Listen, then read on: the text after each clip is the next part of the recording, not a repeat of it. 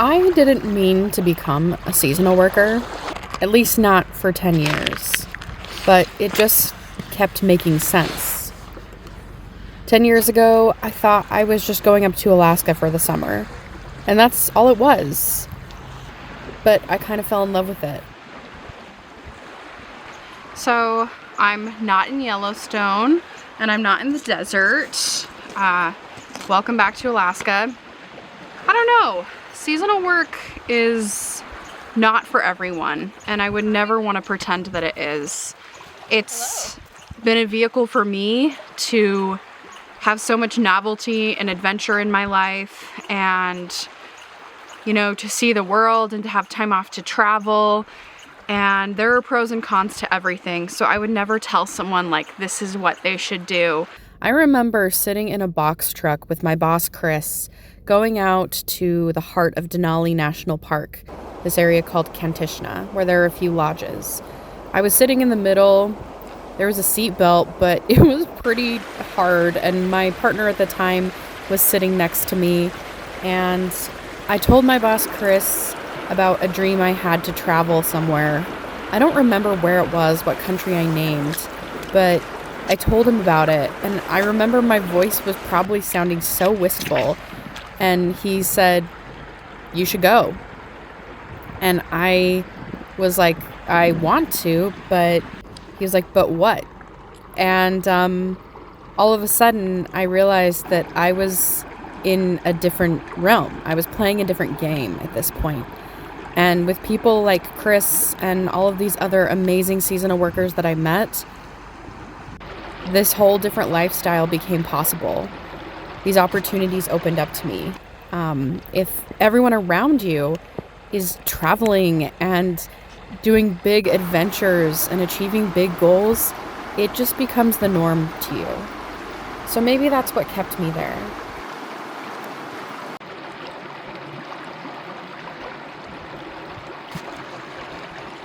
Anyway, I kind of just want to touch on the fact that you don't get here without people helping you. I think that my life from the outside looking in sometimes can fool people. Sometimes it can look like I'm so adventurous or I'm so brave or whatever, whatever it is. But there are so many people who have, we all stand on the backs of giants, and we all kind of help each other to where we are. As far as my seasonal journey goes, you don't just get to 10 years of doing this without so many people who have lifted you up and pushed you along. Seasonal work is mostly for people in their 20s who are taking a summer working in a national park or in a tourist location. Or it's for folks who are retired. They've already had this life and this career. There's a reason that you don't really see a bunch of middle-aged folks doing seasonal work. And it's because in so many ways it's not sustainable. And it's certainly not sustainable if you want some of the more conventional milestones in life. Maybe having kids or owning a home.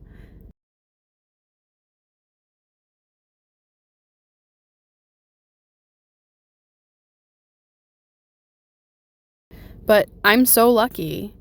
There have been these awesome women who have really kind of been part of my seasonal cohort. In 2016 is when I first went to Denali. And there was this girl who worked out of the lodge around my age, maybe like a year older or something, I can't remember. And she has sent it. Like, if people look at me and they think that I've sent it or I've been brave and bold, she has absolutely demolished. And she is so cool. She is constantly, she's working in Tasmania, and she's, living in New Zealand, and I think she lived in Australia at one point, and, climbing in South America, and just so intrepid. And I don't necessarily want to be her, but that's not what matters. What matters is that I see her as a part of this cohort that I started this with. And to be fair, she and I will exchange an Instagram message every 3 or 4 years. But even that, and even just seeing from afar that she is still doing it, she is still out there going for it. Because especially as a gal, once you get past your mid-20s, we all start to drop off of seasonal work. And it makes sense, you know, people decide that this is not a permanent lifestyle for them.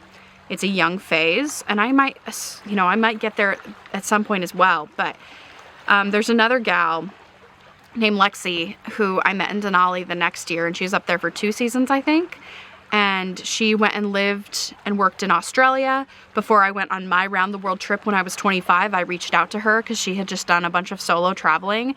And I was like, hey dude, I'm scared. And we talked about it. And this is someone who I haven't seen probably since 2018 or 2019. And that is so cool to have these women who have just been in my cohort and who have been doing it so long, because in seasonal work, you really tend to see early 20s, and then you see people like retirement age. Nice, we got some sea lions.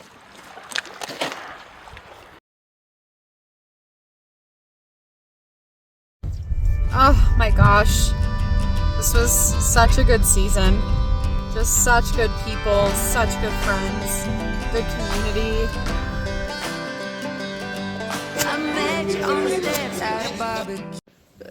It's so good. Turn to the side. Just so freaking grateful. Like, I think about years past and just how miserable the winters have always been for me, and like how lonely. And I'm like leaving in a fucking blizzard, but just like heartful, you know. Okay. Riley is 28. Cheers! Oh, sorry. Wait, nobody cheers me. Not one of you. There we go. Sweet action, baby.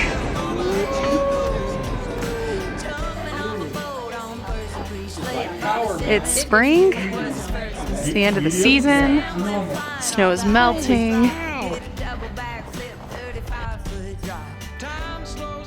Yeah, it's gonna come out the other side right there. Oh. The sun is shining, the tank is clean, and we are getting out of here. That's so cool. He does it. Oh, there we go. Hey. Living a seasonal lifestyle is interesting because it's almost like you live a different lifetime or a different era of your life in just a few short months. And looking back at this footage, or looking back at the footage from Yellowstone, it just seems like it was a lifetime ago. And because of the nature of my moving from place to place, I really pack everything in. And even so, I feel guilty every single spring and fall, because I just don't have the time or the bandwidth to see everybody that I want to see and the amount of time I want to see them. It's definitely chaotic, but it is kind of cool. I will say that seasonal work is pretty disorienting. On the edge, and I'm thinking maybe 6 feet ain't so far down. I'm on my 10th year of seasonal work. And I've gotten to the point over the last several years where during the spring and the fall, those tend to be my off seasons or my in-between seasons. I feel disoriented. You do the hoe down. You do the hoe down. Hey, yeah, the winter ended so quickly, and I've just been in transition, you know. 1, 2, 3. Vegetable strolls. I didn't get all the syllables in. I'm about to go back to Alaska.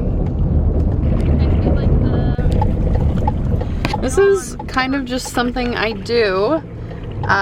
You know, I always say I'm gonna try and give myself more time between transitions, but honestly, it's really hard when you have limited time and you want to see the people you love, and no matter what, you still can't get to everyone. And then also, it's my only time to be in the desert, and yeah, it's It's always pretty chaotic, honestly.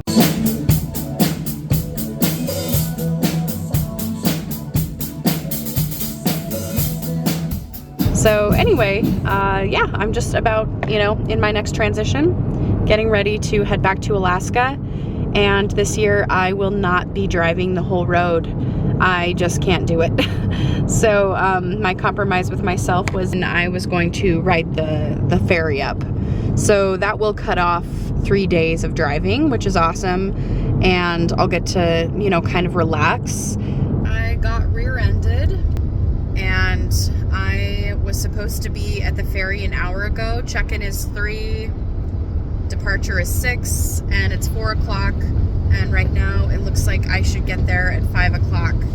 So I'm just so exhausted. I'm still gonna have to drive a ton, but it's gonna be really helpful. So I'm pretty excited about that. But beyond that, the transitions are just so fast and dramatic, and I get, I'm like disoriented almost from season to season. I'm at the point where oftentimes in the fall and the spring, I get confused. I can't remember if we're going into winter or into summer. I will say that one aspect of seasonal work is learning how flexible and adaptable you can be. It's a fine line between being adaptable, but also standing up for yourself. And that line is hard learned, honestly, every single season. That being said, here I am in my 30s, and I just lived with a roommate in my room for the first time in a decade. It went awesome, and that was so lucky, but it doesn't necessarily go that way. We all know that it is so hard to downgrade from a lifestyle that you become accustomed to. And I think that the fact that I consciously try to remain adaptable and flexible is probably good for my neuroplasticity. It's probably good for my mental health. I don't expect that in my life I will always have my own room. I don't expect in my life that I will always have housing. I don't expect in my life that there will always be income. On one side of the coin, that is an absolute scarcity mindset. On the other side of the coin, I am more adaptable than a lot of people that I know. In college, I had a professor named Steve, and I took multiple writing classes with him. And he constantly, every single day we would come into class and we'd sit around the table and we'd all go around the table and say what works we'd submitted to magazines, what rejections that we got. If we happened to get accepted to something, we would share those wins. But over years, Steve just drilled it into us that you should be being rejected all the time. And what a gift. What a gift. Because as a 19 to 22-year-old person, there are so few people in your life who over and over and over again look at you and say that, encourage you to go fuck up. Encourage you to try and be earnest and then get your little heart ripped out because your writing's not that good. And it's transferred to everything in my life, truly. That's such a gift. It's such a gift. And essentially, it's really instilled in my brain. That is one of the pathways in my brain that's if I'm not trying, if I'm not constantly risking, if I'm not afraid, then what am I doing? Because that's a part of life. And, there are caveats to that, but thank you, Steve. Changed my entire life. Is this one of my more half-baked ideas? Yes, it is, and I'm still going for it. When you live in national parks and places that people have only ever dreamed of visiting, and not only do you live there, but you get to experience the full gambit of what that is like. You get to see the sunrises. You get to see what that place is like in a monsoon. You get to see what it's like in snow. And you get to be there on the hottest days. Seasonal work is honestly an exercise in putting yourself in the way of awe. I've been so lucky to have encounters with wildlife that most people would only ever dream of. These are once-in-a-lifetime encounters. And on the one hand, I want to say I'm lucky, but on the other hand, I also know that I have purposely put myself in the way of awe. I've put myself in the way of these experiences happening. And I haven't done it with a whole bunch of money. I've done it by sacrificing and living in a place. Seasonal workers, as long as you're not in the Park Service, are pretty feral. I'm not going to lie. In my experience, most of these people are coming from lower socioeconomic classes. And I have so much respect for these young kids. So many of them know that this is the only way they can travel. That was my experience. That was how I ended up working in Denali. These kids are so brave and so tenacious, and they come out to these places and they honestly live in pretty shit conditions, and it's so admirable. Living and working with the same people is a lot, and there's just been a lot of shadiness going on. I'm super unimpressed, and unfortunately this is like how it is every year with seasonal work, every season. And in a lot of ways it's immature adult summer camp, and it's a bummer.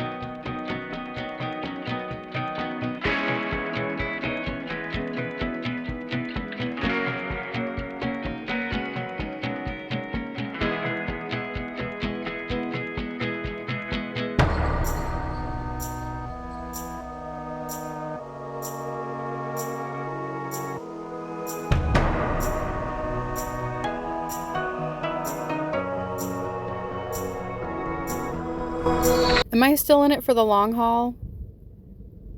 Am I on the edge of change? I never know. I know that life is short and you can never predict what's coming your way. So for now, I assume that I'm going to continue down this route. If my own history has taught me anything, it's that even when I thought I was going to get out of seasonal work, I couldn't really stomach it. There is something about this lifestyle that I absolutely love. Toby, you are perfect. You are perfect. Oh, you have a great rest of your day. How old is he? He's 4. Oh my gosh. You are just perfect. He just turned 4 in February. What? Happy birthday to you, Toby. Oh my gosh. You are a goof. Have a great rest of your day. Oh my gosh, look at your shirt. I'm sorry. Oh, please, no, my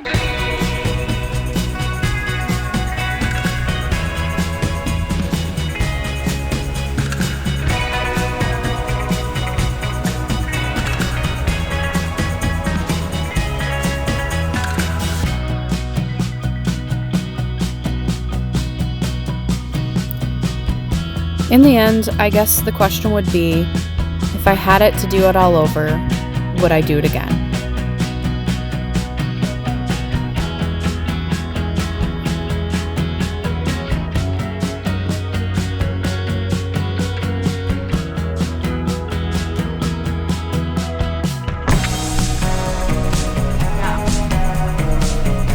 If this is the timeline, I would say yeah, in a heartbeat.